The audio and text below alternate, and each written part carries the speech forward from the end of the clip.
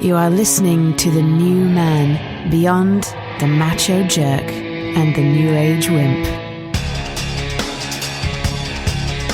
Your host is men's coach Tripp Lanier. Is your desire to improve your life rooted in fear and control? Are your goals and to-do lists just stressing you out? And how can you confront your fears and learn how to embrace the craziness of life? ZenHabits creator Leo Babauta is here to talk about chaos, fear, and why all those goals and plans may be screwing up your life.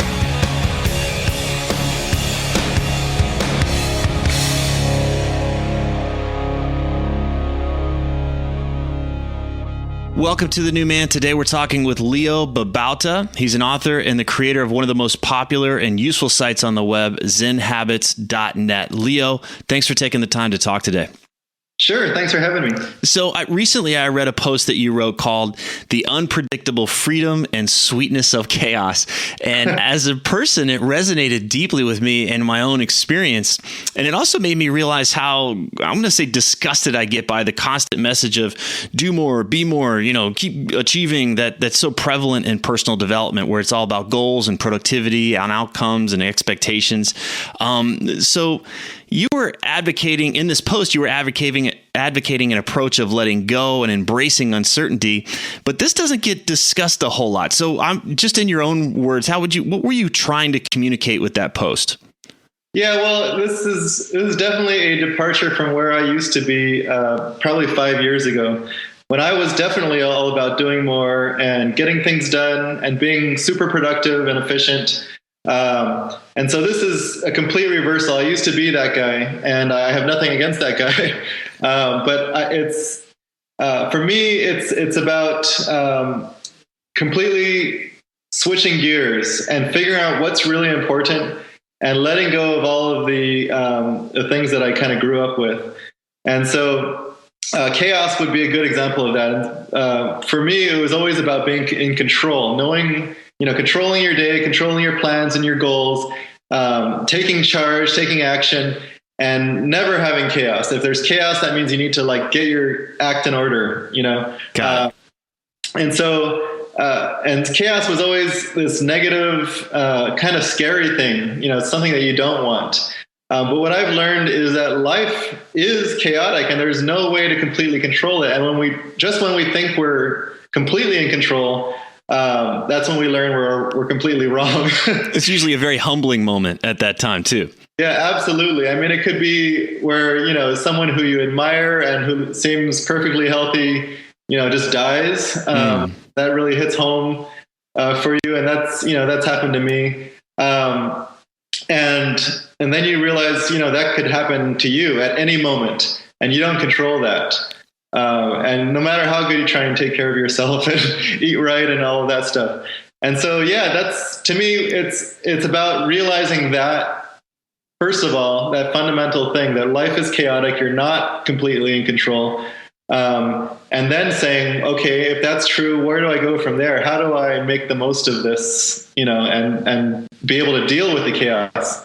And I found that that's one of the best skills that anyone can have. And I believe that many of the most successful people have it, even if they still try and control and plan everything. They still have that ability to deal with chaos because there's always going to be chaos, even with the best laid plans. And so the winners, the people who are successful, are the people who are able to deal with that and handle chaos the best, rather than fall apart and completely despair and be full of anxiety and not be able to act.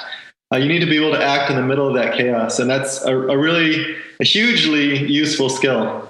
Well, yeah, I just get this sense of a sailor, and right, he's what makes him a great sailor is not that storms never happen to him, but the fact, and he doesn't just stay in port all the time and wait for the perfect day to go sail. He's going to have some rough seas at times. That's out of his control, but I guess he still has a sense of responsibility, the ability to respond when things are kind of going south for him. And in fact, the sailor knows that. The storm is a huge example of what you mean, but there's no controlling the seas or the winds, even on the best of times. Right.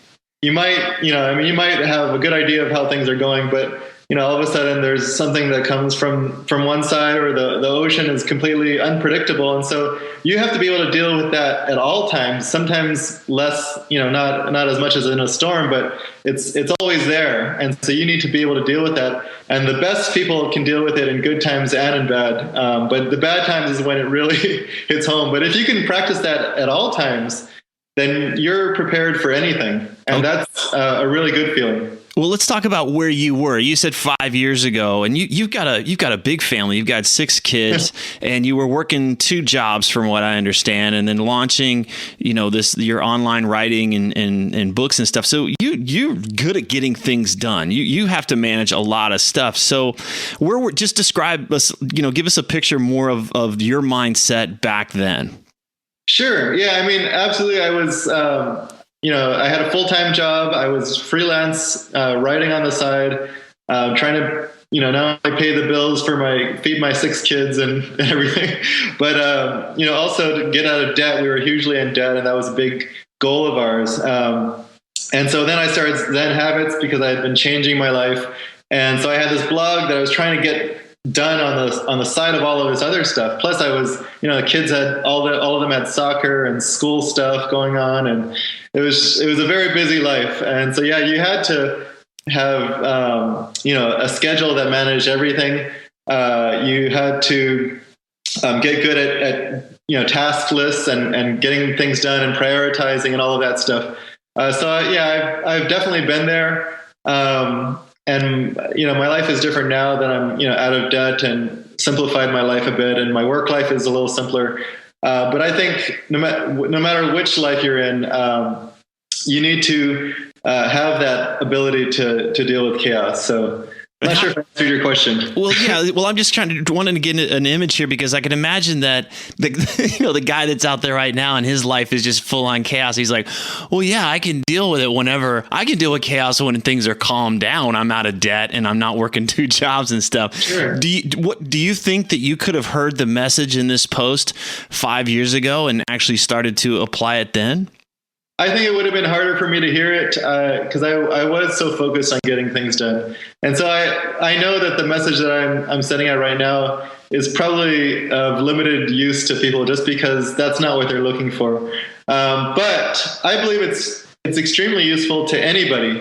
Looking at the guy I was back then, in the middle of an overloaded life, extremely stressful, the truth was, no matter how much I planned it, no matter how good I was at managing my task list and all of that, there was always unexpected stuff coming up. And so you have to deal with it. What do you do when your plans change every single day? There's new urgent things coming to the forefront. What do you use to guide you when all of that stuff starts happening all at once? All hell breaks loose. Yeah. Because that happens to all of us, no matter how much in control we are, or we think we are.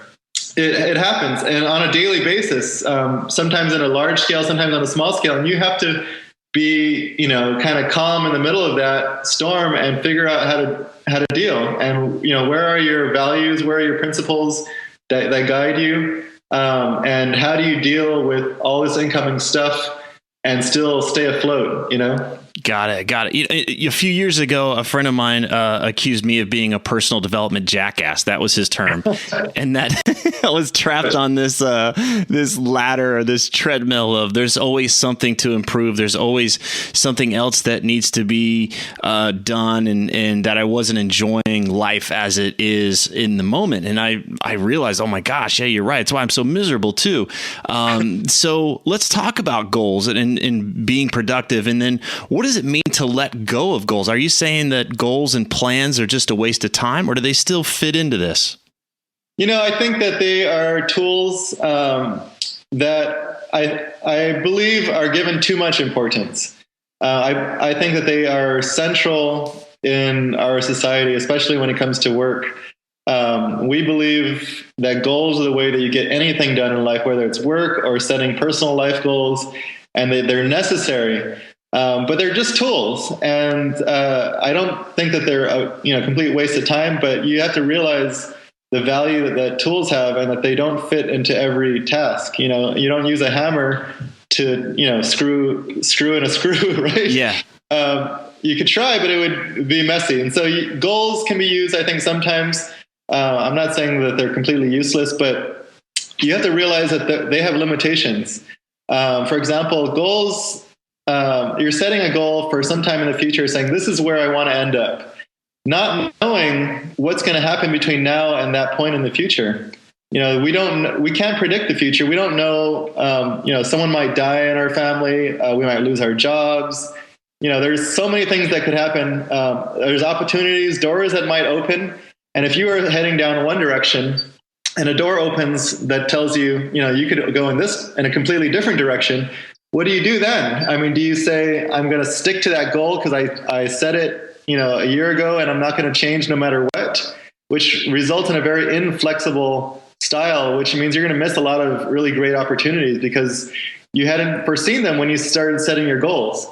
And so if you're able to be flexible and not necessarily stick to your goals and say, well, now there's the situation has changed. It's different this month than it was a month ago when I decided to set those goals.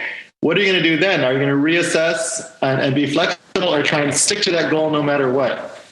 And I believe being flexible is really a huge key to being able to manage a changing landscape. And I recently wrote that we actually talk about landscapes. So this is the visualization that we have when we're talking about goals and this path to the goal.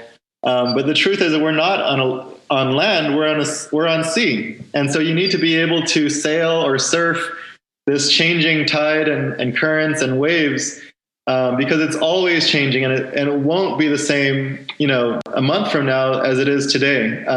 And so we're not on a land that's always the same, with maybe some unforeseen hills here and there, but something we're basically surfing on something that's completely changing every minute. Right. And, you need to be able to deal with that. For a lot of guys that I deal with, I'm a coach. And so a lot of the things that I'm helping them with is, they've been checked out or they've been on autopilot.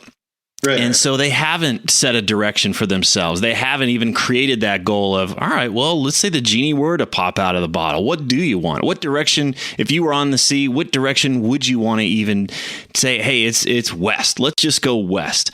And so I can imagine this message might feel like the rug's being pulled out from underneath them because we're saying, well, wait a second, you could pick west, but things are, don't get too attached to it because things are going to change.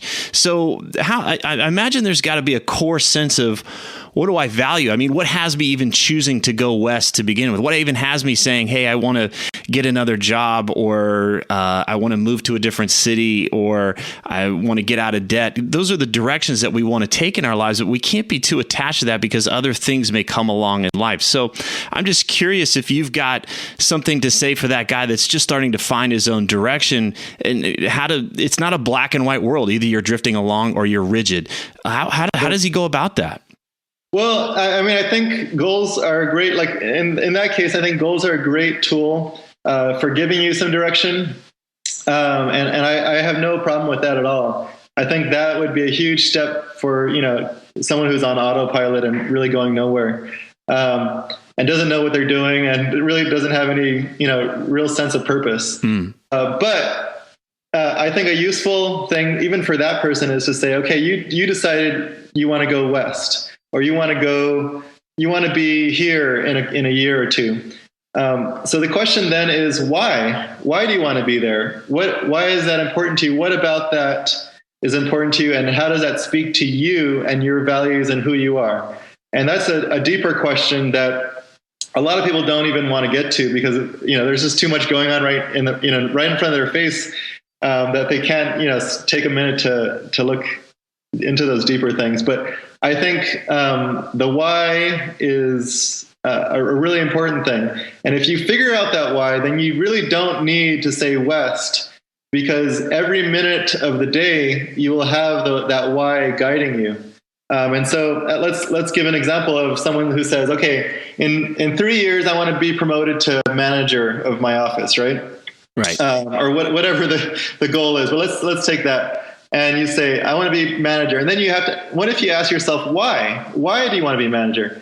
Is it because you need more money, or is it because you want some sense of control over your job? Is it because you feel like you're a leader and you have something to offer there? Once you figure out that why do you want to be a manager?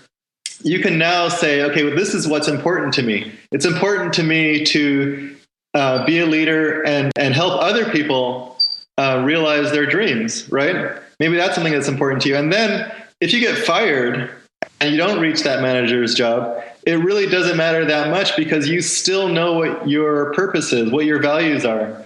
And that can be applied in any job and anything that you decide to do from then on. It doesn't need to be that specific realization of that purpose. I love it. It's the what has me doing it or what has me wanting that particular outcome. And then the path, how we get there is very flexible. I think that's what we're kind of saying. So that where you wind up is completely almost irrelevant. Yeah. You could end up being manager. You could end up being CEO of some other company. You could start your own company. But if you're fulfilling that purpose, the thing that really matters most to you, the thing that excites you and drives you, then it really doesn't matter where you end up because you're fulfilling the thing that drives you. Right. And then I think that really comes down to two other things. Are we doing this out of fear, or is this really what we truly want? Is this where we find ourselves thriving and really deeply happy? How much does fear play into this for you? And I guess when we talk about chaos, that's what we think of. Fear. I'm going to lose control and I don't trust myself in that. So talk about that a little bit. What's trust and fear? How does that impact all of this? It's almost everything, actually. Yeah. It's amazing when you really start getting into this stuff. And again, this is stuff that most people don't even want to think about because I think they're afraid of it. And I was too. But fear drives a lot of what we do. A huge one, as you probably know, is the fear of missing out. So we're doing, we're paying attention to social media and the news and email all the time, letting that drive our day. Because we're afraid we're going to miss out on something important to our jobs, or maybe other people are doing something exciting that we might miss out on. We're always worried about what other people are doing because we're afraid we're going to miss out. And so that's one. Fear of failure and looking bad in the eyes of others is another one. So we don't even try sometimes to go after our goals because we're afraid we're going to flop on our ass. Right. Or sometimes we're afraid of succeeding, and then what? What if we get that and then don't know what we're going to do then? Right. We don't know how we're going to handle it. We get what we want. We get that goal or the dream. Let's say, I've been always wanted to be a published author. I get my book contract. Now what? What do I do with that dream? And will I totally blow it? All of these things are fears that I think stop us from doing things or drive us to do, things that are irrelevant or not really that important. And so we need to really examine what those fears are. And then addressing them, for me, has always been doing it in small, controlled experiments. And so if you're afraid of failure, failing as, let's say, an author, right? Mm-hmm. As an example. So I'm afraid I'm going to fail if I publish a book and it goes nowhere and everyone thinks I'm a huge failure. That's fine. That might be true or might not. You don't know. But what you can find out is, can I write a blog post? And will that make me a ridicule in people's eyes? A blog post is not scary at all. It's it could be a few paragraphs. It could be 500 words. It doesn't have to be a lot. It's a blog post, and really almost no one has to see it. Maybe just a few people see it. And then with that small experiment, it's not that scary. You can say, okay, that's, I succeeded. So maybe that small fear wasn't realized. I proved to myself that it was, irrational. And so maybe try a bigger experiment and a bigger one. And each way along the way, you're going to gain more confidence and trust, and eventually get to the point where you can take on the bigger fears, and they won't even be that scary anymore because you've already proven to yourself that you can do it in smaller stages. I love it. It's minimizing risk to the point where, we're not we're not terrified and we're not bored. We're finding that sweet spot where we're just taking that step, just inching our toe and our foot a little over the line of the comfort zone. And that's where life's actually, I think, the most fun is when we're doing something a little bit vulnerable, a little bit scary, and let's just see what happens. Yeah, but you're not risking everything. And so that's if you're afraid of risking everything, and some people, go to that. They want to risk everything. Right. Maybe that's too. But other people don't want to. And so just take a small amount of risk, just a risk that really, the worst thing that's going to happen is, almost nothing. Yeah. I love that. And you mentioned something a little while ago, or it was even in the post, about just the quality that life takes on, that we're still getting things done. But I imagine when we're relaxing into this and letting go, if I was coming from a place of fear and control, then for me, it feels like kind of a frantic energy of creation. Like, no, I can't do this. And my jaw locks down. I get tense because I'm trying to get things done and I'm trying to make it all work, versus things relaxing and opening up and being playful. And I could be lost in a city and it can be exhilarating and like, hey, let's go down this street and see what happens. Or I could be lost and be terrified. And, oh my gosh. And so it sounds like, is that something you use to kind of gauge where you are along the way? Like, well, am I kind of creating out of this frantic energy, or am I creating from this playful energy? Yeah. I mean, that's the end result of all of this is once you learn how to be okay with the chaos and not need everything to be rigidly controlled and planned and goals set out, and you know who you are and what excites you and what is important to you. Once you get to that point, and it's not really that hard to get to, you can get to it pretty quickly if you try. Once you get to that point, you are free. You're not controlled by any plans or any rigid goals.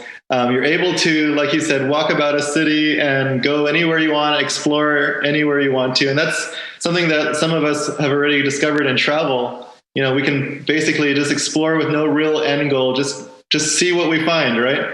And that's the same thing with life. You just kind of move around and explore and do things that are fun in the moment as you get excited about them and see what you find. And it ends up being this really liberating thing. And that this unpredictability and the chaos of it all is not scary. It's actually liberating and fun and joyous. And so that's what I found.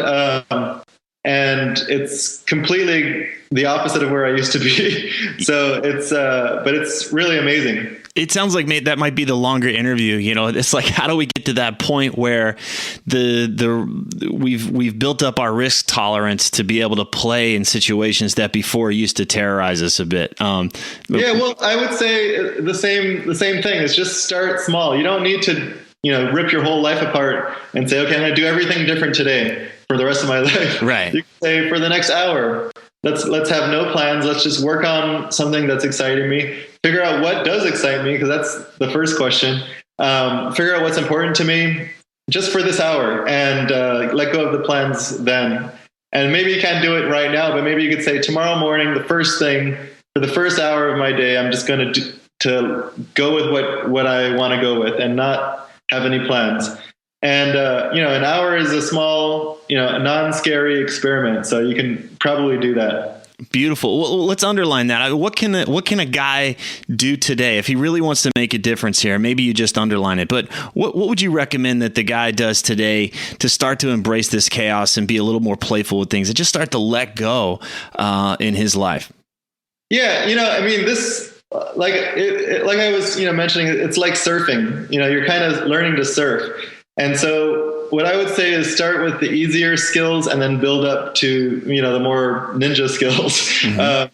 So the easier skills would just be a simple, again, hour, even 20 minutes of unpredictable time where you're going to work. It could be work. It could be play. It could be play that later turns out to be, something that earns you some money. But it's unpredictable time. And just try that. Try planning less and leaving more time open in your day. Not having everything rigidly planned. Try letting go of your goals and instead let your, what drives you, be your passion and your excitement about things. Not all your goals, maybe just your goals for this week or this day, but start small and learn those skills. And once you've learned those skills, you'll be able to surf with the best of them. Here are the big takeaways from our talk with Leo Babauta. Number one, the underbelly of all this self-development and productivity stuff is that we're trying to have more control. Much of it can be driven by fear. Maybe somewhere inside of us there's a voice that says, if I do more, if I'm more productive, if I'm reaching my goals, then I'll be in control. And if I'm in control, then I can avoid chaos. Bad things won't happen to me. If I'm in control, I won't be scared and I won't get hurt. It sounds silly to say out loud, but nonetheless, this voice has a lot of power over our actions and expectations. So take a minute and consider, is this voice driving you? Number two, take a look at your present goals and efforts. Look at what you read and listen to. How much of this is ultimately about helping you control your day and avoid chaos? How much of it is helping you to embrace the unexpected and work with chaos? Number three, the best laid plans are no substitute for the ability to deal with chaos in the moment. No matter how prepared and efficient you are, you'll never outrun the unexpected. The idea that we have control over the world is just an illusion. We can't predict the future, but chaos will certainly be a part of it. Leo says that instead of trying to avoid, combat, and control chaos, we can expand our ability to ride it and surf it. Number four, so does not being in control mean that you're just aimlessly drifting and bouncing around on the ocean? Not at all. At some point, we become more internally driven. Instead of outside goals and metrics like body fat percentages, account balances, job titles, comparisons to others, we orient our lives around what we value. And these are typically experiences instead of things. For example, peace of mind, joy, feeling alive, passion, fun, love, connection. Whether you realize it or not, you're wanting some combination of these experiences to be the result of your efforts and goals. Now, you can take the long route through achievements that may happen someday in the future, or you can learn to recognize the opportunities in the present to enjoy these experiences in your daily life. Number five, goals are simply a tool, and like any tool, they have their appropriate applications. Goals simply point us in a direction towards an experience we want to have. We imagine if we have a certain amount of money, then we'll be able to live a certain way or buy something, and that's what we hope will make us feel good. Or if we get a buff body, then we'll admire ourselves and others will admire us too, and that will feel good. Again, the goal is just an external device for us to have an internal experience. Now, if you've been on autopilot and adrift at sea, picking a direction and committing to it is a great way to get going. But ultimately, we're going to have to ask ourselves the deeper questions. What am I really wanting? What desired internal experience is driving these goals? What do I value most? What is the underlying purpose of all of these goals? When we live our lives in awareness of this purpose, then we're much more flexible. We're able to explore and play much more. Instead of some rigid point in an uncertain future, this purpose is our moment-to-moment guide. This purpose is something that we can reference at any time. Awareness of what is most important allows us to take unexpected opportunities to have the experience we really want. Number six, switching gears from external outcomes to a more value or purpose-based orientation means we'll have to confront our fears. It means we'll have to learn how to trust ourselves more and more because we won't have that external measurement to validate our efforts. The best tool for building this trust is experience, and we gain experience through experimentation. It's hard to let go of control, especially when there's fear and uncertainty. So figure out something that you want to do and break it down into very, very small chunks. You want to minimize the risk as much as possible so that the most you could lose is basically nothing. Complete these little experiments and check to see if you're still alive. Check to see if you're breathing and functioning. Check to see if the sun came up and that the world carried on. Most of the time it does. Then find another small experiment that you can do and follow through. The quicker and easier, the better. Through this process, you'll gain momentum and build confidence. You'll begin to see that there's no boogeyman under the bed. You'll begin to see that you have a lot more freedom than you could have previously imagined. And number seven, pay attention to the state of mind or the energy you bring to any task. Notice if you're playful and curious and willing to explore what's possible. Or see if your style is more frantic, tense, and narrow. If so, you're probably living from a state of fear and a need for control. Imagine a fist balled up really tight and the knuckles are all white. Now imagine relaxing this hand a bit, letting go more and more. It's not about being flaccid. You can still be engaged, but there's no need to be rigid. In fact, being rigid will impair your efforts. If you're wanting to relax more, then find small ways to allow uncertainty to show up. This will require trust. Trust that even if chaos ensues, you'll ultimately be okay. Without this trust, the world is a very, very scary place to live. So experiment. Take the opportunity to expand your capacity to be with chaos and uncertainty. It's actually much easier than trying to control the world and to control everyone around you. Beautiful. So where can we learn more about you and your books and your offerings? Sure. Well, as you said, my site is ZenHabits.net. And if you go to the About page, you can see some other things that I have on offer. I have a site on minimalism. I have different books for sale. And I now have a course it's a monthly membership fee called Sea Change. It's the Sea Change program. And we talk about some of this stuff, and as well as learning habits and a bunch of other things. Wonderful. Hey, Leo, thank you so much for taking the time to talk today. This is something that I deal with on a daily basis, and it's hard to articulate. People, especially guys, man, we want stuff that we can check off the list and get it done. So this is not a very popular conversation to have, and I think we've found a way to articulate it pretty well.